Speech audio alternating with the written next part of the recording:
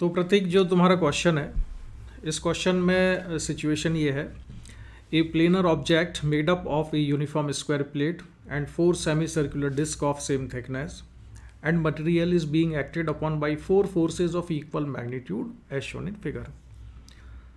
The coordinates of point of application of forces is given by, और there are 4 options are given.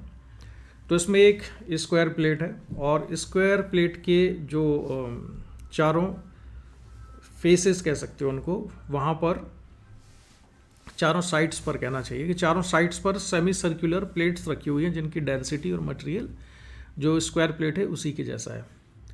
इसमें पूछा गया था coordinates of point of application of forces. Coordinates of point of application of forces ये हमको निकालना है।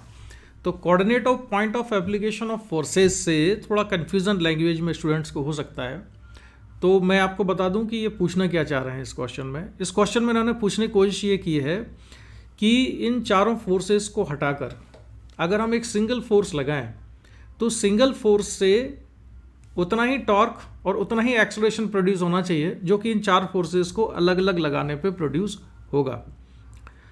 ठीक है, तो इन चारों फोर्सेस का अगर हम वेक्टर सम करें तो वेक्टर सम करने पर जो चार फोर्सेस आपको दिख रहे हैं इनका वेक्टर सम हो जाएगा, एक्स एक्सिस की डायरेक्शन में 2 फोर्सेस लगे हुए हैं, ये ऐड होंगे और एक पॉजिटिव वाई डायरेक्शन में एक नेगेटिव वाई डायरेक्शन में, इन दोनों का सम हो जाएगा 0। ठीक है, तो पॉजिटिव वाई और नेगेटिव वाई की डायरेक्शन में तो सम होगा 0। तो मैं इसको लिख देता हूं, net force F net equals to, ये कितना होगा, ये होगा 2F, और जो वाई एक्सिस की डायरेक्शन में फोर्सेस हैं उसमें एक पॉजिटिव वाई डायरेक्शन में एक नेगेटिव वाई डायरेक्शन में, ये दोनों फोर्सेस हो जाएंगे कैंसिल। तो नेट फोर्स हॉरिजॉन्टल डायरेक्शन में आ जाता है F net equal to 2F I cap, क्योंकि ये अलोंग द एक्स एक्सिस है। ये तो हुआ नेट फोर्स। अब सेंटर ऑफ मास ना कह के मैं कहूँ ओरिजिन के अबाउट अगर मैं टॉर्क लेता हूँ इसका, तो जो टॉर्क आएगा सारे फोर्सेस का, उन फोर्सेस के टॉर्क का सेंस ऑफ रोटेशन क्या है। अगर मैं इस वाले फोर्स को देखता हूँ एक जो सबसे एक्सट्रीम राइट में है, तो इस फोर्स का सेंस ऑफ रोटेशन है एंटी क्लॉकवाइज, और जो ये वाला फोर्स है एक्सट्रीम लेफ्ट में जो लगा हुआ है, इस फोर्स का सेंस ऑफ रोटेशन भी एंटी क्लॉकवाइज है। तो दोनों के टॉर्क ऐड होंगे। वाई एक्सिस पर जो राइट साइड में एक फोर्स दिख रहा है और नीचे वाई एक्सिस पर राइट साइड में दूसरा फोर्स दिख रहा है, इन दोनों फोर्सेस के टॉर्क्स अपोजिट डायरेक्शन में आएंगे ऑरिजिन के अबाउट, इसलिए इनका वेक्टर सम होगा 0। तो नेट टॉर्क में लिख लेता हूं कितना है यहाँ पर, तो नेट टॉर्क इक्वल्स टू, तो एक तो इस वाले फोर्स का टॉर्क हमको मिलेगा, ये होगा F इंटू परपेंडिकुलर डिस्टेंस इसकी कितनी है, देखो ये डिस्टेंस क्वेश्चन में गिवन है a/2, और ये टोटल जो साइड की लेंथ है ये कितनी है, a के बराबर है। तो ये डिस्टेंस कितनी हुई, ये डिस्टेंस हुई a/2, तो ये रेडियस के बराबर है, इसलिए ये डिस्टेंस भी कितनी होगी, a/2। तो ऑरिजिन से लेके अगर हम मेजरमेंट करें तो फोर्स की जो परपेंडिकुलर डिस्टेंस है यहाँ पर, ये परपेंडिकुलर डिस्टेंस टोटल कितनी हो जाती है, a के बराबर। तो टॉर्क होगा इसका F इंटू ए। ठीक है, अच्छा, इस टॉर्क का सेंस ऑफ रोटेशन क्या है, सेंस ऑफ रोटेशन है एंटी क्लॉकवाइज, और डायरेक्शन क्या है, perpendicular to the plane upward, यानी कि पॉजिटिव z एक्सिस की डायरेक्शन में। तो मैं लिख लेता हूँ k कैप। दूसरा टॉर्क मिलेगा एक्सट्रीम लेफ्ट में जो फोर्स लगा हुआ है उससे, इसकी परपेंडिकुलर डिस्टेंस कितनी है, ये डिस्टेंस भी a हो जाएगी, और इसका सेंस ऑफ रोटेशन कैसा है, एंटी क्लॉकवाइज, और डायरेक्शन है perpendicular to the plane upward यानी पॉजिटिव z डायरेक्शन में। तो इसका भी टॉर्क है F into a k cap. तो नेट टॉर्क आता है ऑरिजिन के about 2F a into k cap.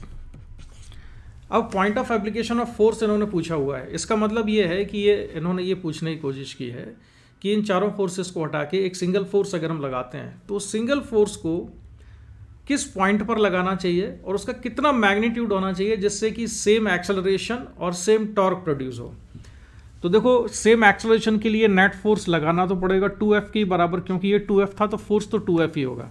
लेकिन अगर हमको टॉर्क चाहिए है एंटी क्लॉकवाइज सेंस में, यानी कि अपर डायरेक्शन में, पॉजिटिव z डायरेक्शन में, तो फोर्स मुझे लगाना पड़ेगा यहाँ कहीं। ठीक है, और कितना फोर्स लगाना पड़ेगा, ये मैं फोर्स लगाऊंगा 2F के बराबर, ठीक है, क्योंकि जो नेट फोर्स तो इस पर 2F है। एक्सेलरेशन सेंटर ऑफ मास का इन चारों फोर्सेस के इन्फ्लुएंस में किधर आ रहा है, राइट साइड में, और वो एक्सेलरेशन कितना होगा, total force 2F divided by mass of the body. तो टोटल फोर्स तो मुझे 2F ही रखना है, जिससे कि एक्सेलरेशन मुझे 2F अपॉन टोटल मास के बराबर मिले। तो टोटल फोर्स 2F, और सेंस ऑफ रोटेशन चाहिए मुझको एंटी क्लॉकवाइज, या डायरेक्शन चाहिए पॉजिटिव Z एक्सिस में। तो मैंने फोर्स को यहाँ लगाया। अब ये कितनी डिस्टेंस पर लगना चाहिए, तो वो डिस्टेंस मैंने मान लिया है कि यहाँ से यहाँ तक की जो परपेंडिकुलर डिस्टेंस है, ये परपेंडिकुलर डिस्टेंस कितनी है, x के बराबर है, ठीक है। तो ये परपेंडिकुलर डिस्टेंस को मैं ले लेता हूँ x, इसको लिखा x। तो इसका टॉर्क कितना होगा, इसका टॉर्क आएगा 2F इंटू x के बराबर, और इसकी डायरेक्शन क्या होगी, k कैप की डायरेक्शन में। तो ये जो टॉर्क आ रहा है 2F फोर्स लगाने से x डिस्टेंस पर, इस टॉर्क को जो पहले हमने टॉर्क निकाला है उसके ही बराबर होना चाहिए। तो मैं इसके इक्वल कर देता हूँ, तो ये आएगा 2F इंटू ए। इसको सिंप्लीफाई कर दें तो x इक्वल्स टू कितना आ जाता है, a के बराबर, ठीक है।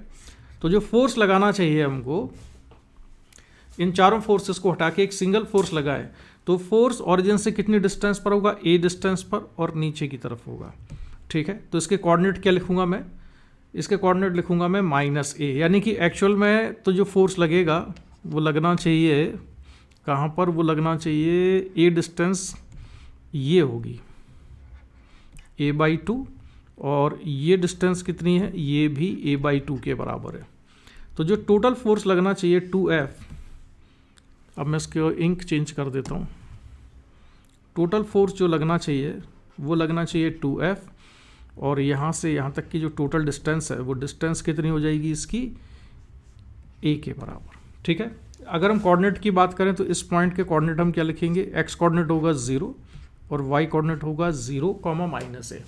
तो जो फोर्स रिजल्टेंट फोर्स लगाना है, उस रिजल्टेंट फोर्स को इस सिस्टम पर लगाना चाहिए हमको इस पॉइंट पर, जिस पॉइंट के कोऑर्डिनेट्स कितने, 0, -a।